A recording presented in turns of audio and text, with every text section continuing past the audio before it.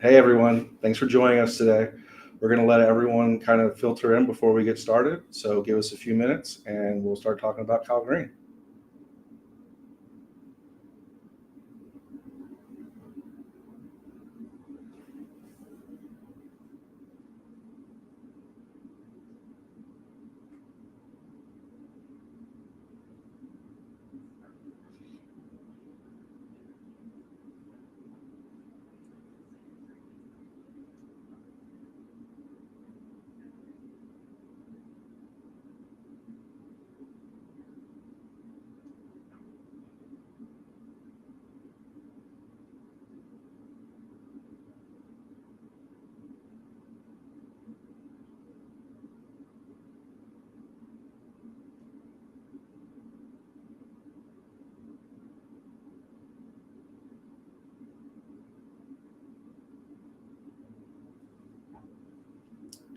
All right, it looks like we have everyone joined and we'll go ahead and get started. My name is David Speedlin. I am a BIM researcher here at Cove. My main focus is everything geometry related, but I'm here to talk about uh, CALGreen with. Hey, I'm Farnaz Jahandida, the senior decarbonization researcher at COP2, and we're here to talk about CALGreen today. So let's get started. Okay, we'll start with sort of a little kind of intro into CalGreen. Can you give us an overview of CalGreen and its significance in California's building code? Sure. CALGreen is the first in the nation mandatory building code, a standard code actually, that has a part in Title 24, Section 11. It has itself eight chapter, which today we talk about chapter 4, which is residential building, and then chapter 5, which is non-residential buildings. And these two chapter has different divisions, which are five. The first one is planning and design. Then we will talk about energy efficiency, water efficiency and conservation, material conservation, and the last is environmental quality. What prompted the introduction of CalGreen's embodied carbon reduction regulations? Yeah, it's a very important question. So, as we know, the building industry is responsible for 40% of carbon emissions, and it is a very big number.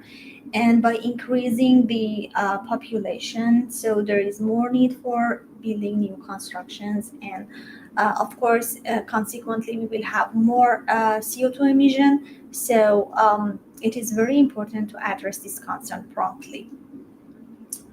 And what does CalGreen mean for designers and builders in California?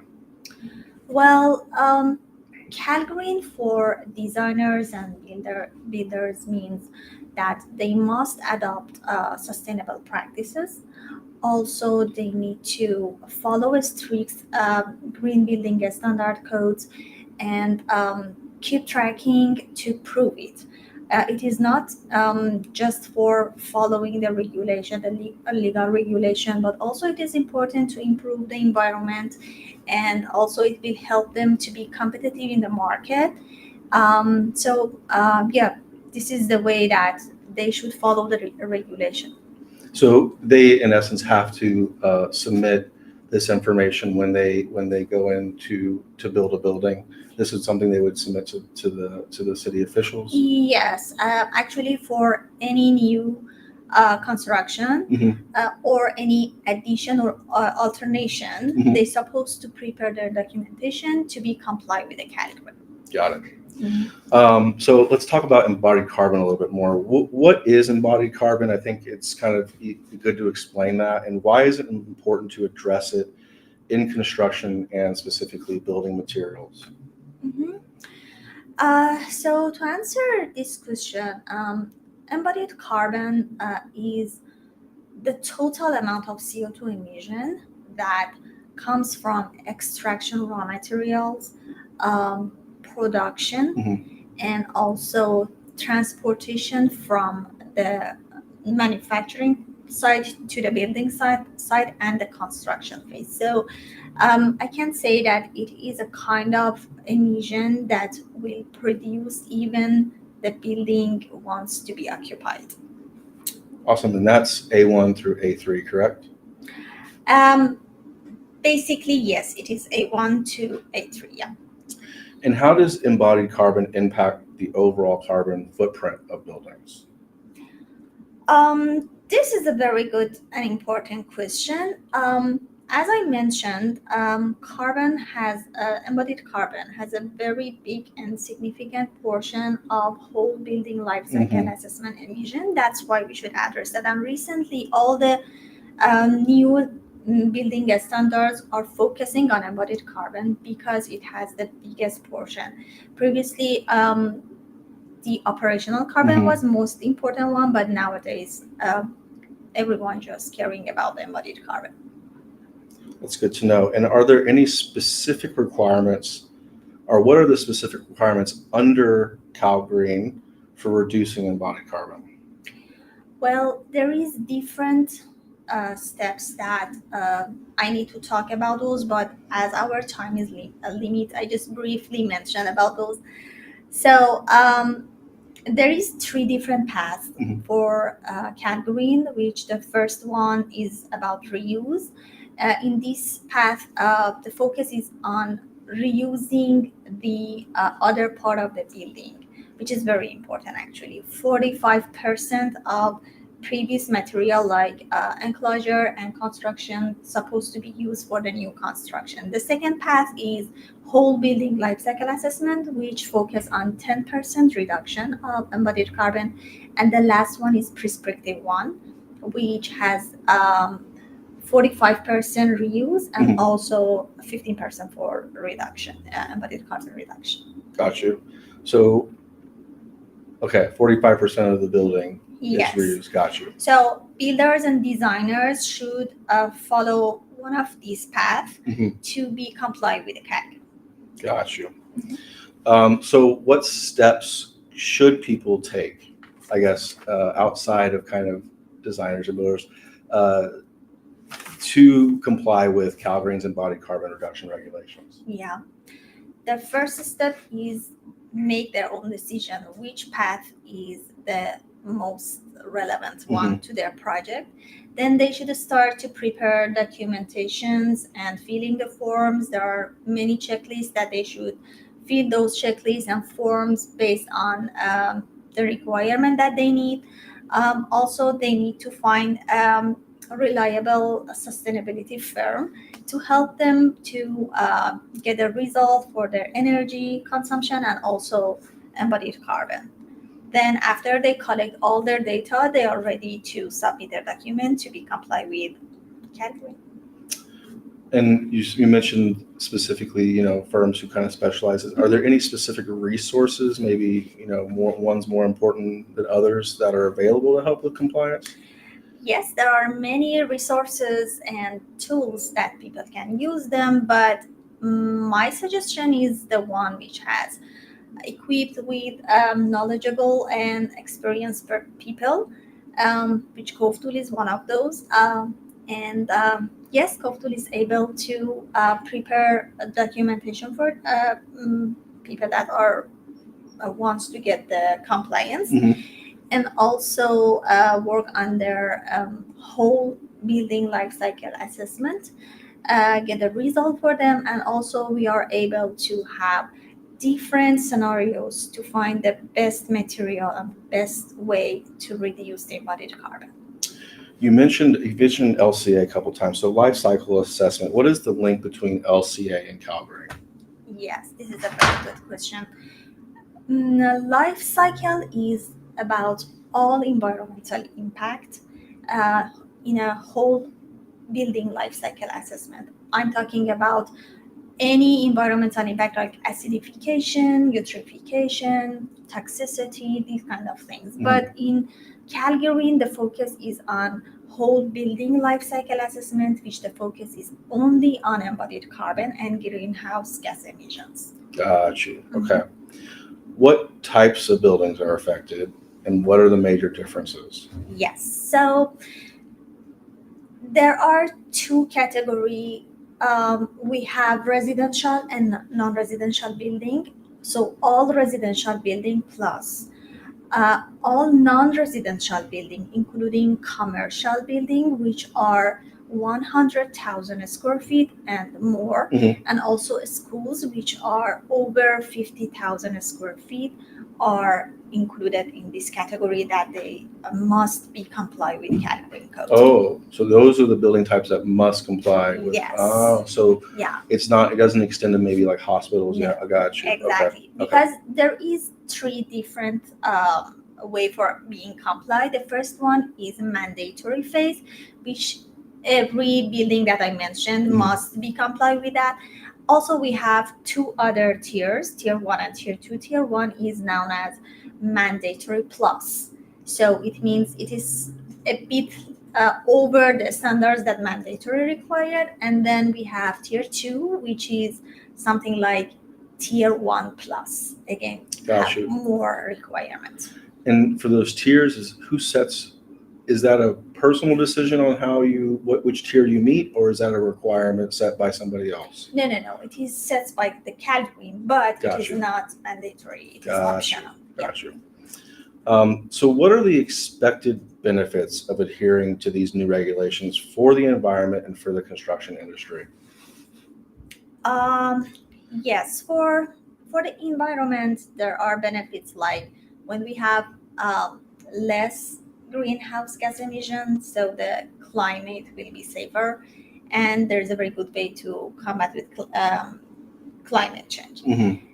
Industry-wise, I can say that when we have safer place to live, we have a better environment to offer others. Mm-hmm. As I mentioned, we can be more competitive in market, and then it will be a good practice to use more actually low carbon material and also technologies. And so I can understand how it's beneficial for everyone to kind of hop on this train from a client to a construction industry. What are the challenges that the industry would face in implementing these regulations, and how could we kind of overcome them? Um, that type of challenges that I can think about might be maybe lack of knowledge Mm-hmm. and maybe the initial cost, which are important. Yes. Yeah, and that's very typical. Yeah. In terms of sustainability. I think there's a lot of initial costs that goes into trying to achieve some certain milestones there. Exactly. And so I think everyone's kind of well aware that the cost up front may be great, but at the end of the day, it actually sometimes even saves money. So Exactly. do you have any advice for professionals looking to stay ahead of regulatory changes and improve their sustainability practices? My advice can be always being up to dated, and actually being informed about new regulations and the standards that might comes up, and also try to be familiarized with the regulation requirements. And what was the second question? Kind of how to improve sustainability practices, I guess. Oh, all right. So I think training and education is very important in this way. Also, having some financial plan, if I want to address that um, uh, initial cost problem. So I think these two is very important to be considered. Yeah, and I think that now that it's kind of only in one state, I think people can refer to how they're addressing it and prepare themselves for maybe Mhm. their state to start adopting some of these Yes. regulations. Mhm. How can Cove Tool help with CalGreen specifically? Well, um, Calgary, Cove tool can help in whole building life cycle assessment, which is the second path of CALGreen.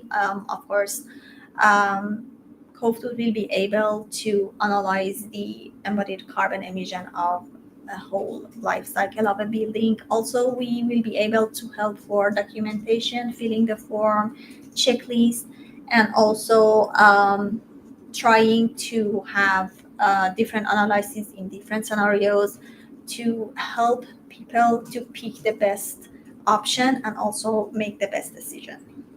And what are some things that we would kind of maybe, not necessarily require, but would be very helpful in that process? Is it like understanding what is specifically assemblies? Mhm. Is it understanding exactly each layer of the assembly, much like embodied carbon? Exactly. Got you. Yes. Because Cove tool is one of those tools that is very user friendly. Everyone can have um, create their own assemblies easily. They can import a project directly from the, for example, Revit model, do the process on that, and yes, the And they can process create works. custom EPDs Exactly. if they need it. So Yeah. along with, using our connection to EC3. And as you mentioned about the EPDs, the third path of CalGreen, which was the prescriptive one, Mm-hmm. it is focusing on the EPDs Mhm. that has a specific level of GWP. So it is very important that we use a tool that will be able to create that custom EPDs which met the requirements. Oh, so they're setting the requirements for the GWP. Exactly. Oh, okay. That's good to know. That's Yeah. good to know. Are there, I guess, is there a place to find those EPDs or the GWP requirements? Is that something that's stated in the kind of requirements? There are, but we, as we need to follow the regulation. Mhm. Like for example, Cove tool integrated with CLF and EC3, which they have almost all type of EPDs. They cover all of those, and for the one that they don't have any EPDs, we can create them as we mentioned. So yes, I think these are the most two reliable website that I can mention. Well, I know I've sure learned a lot today about CALGreen. Thanks for answering all of our questions. Yeah. If we have any more questions from our attendees, we can start to answer those now.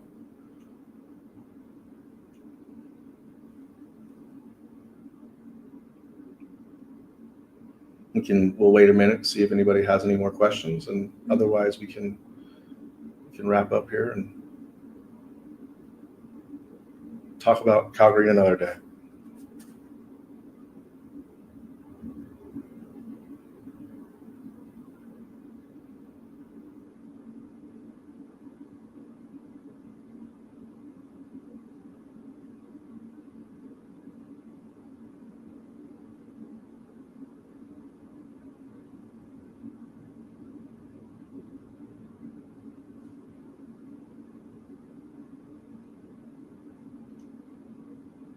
So it looks like we have one question.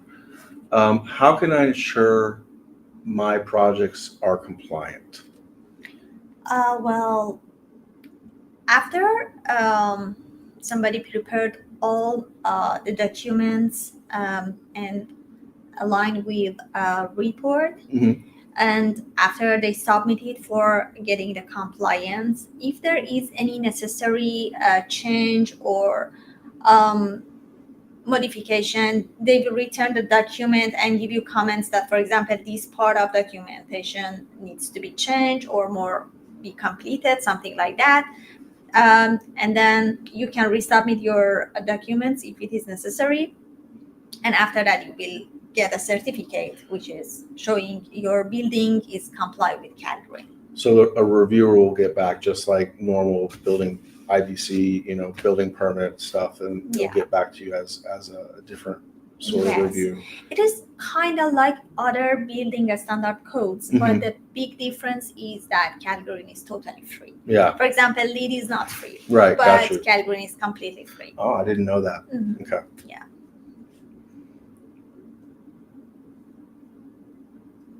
We will wait a couple more minutes, see if anybody else has any more questions.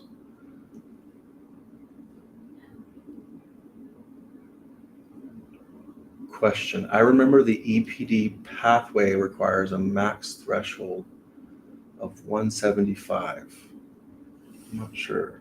I'm not sure about it, but yes, the percent of the EPD should meet that IWEPD. But about that 175, to be honest, I'm not sure. Okay, Yeah. got you. Yes.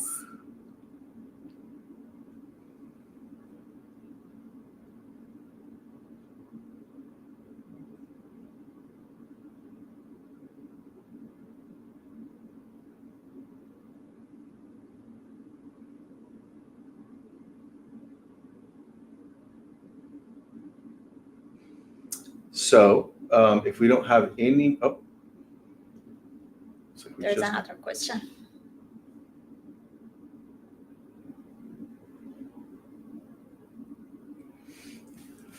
so Christian, I think that the threshold of 175 isn't something that, Related to that, yeah. but we could definitely look into that question and get back to you. I think that what changes do we expect in the future threshold to bring that down? I think that's something we would need to look into and maybe kind of understand your question a little bit more and get back to you on that one. One thing I did want to mention really quick before I forget, there's a QR code that you can use to get more information about CALGreen and what we could do to provide you with help to achieve CALGreen requirements and or get a report for it.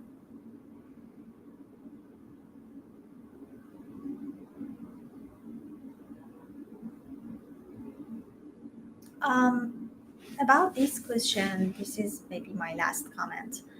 As I mentioned, CALGreen has 3 different paths, and this question is about the last path, which is a prescriptive one. Of course, we can help with documentation for that part, but the main part that we can help to is to reducing the embodied carbon, which is the second path, the whole building life cycle Gotcha. assessment. Yeah.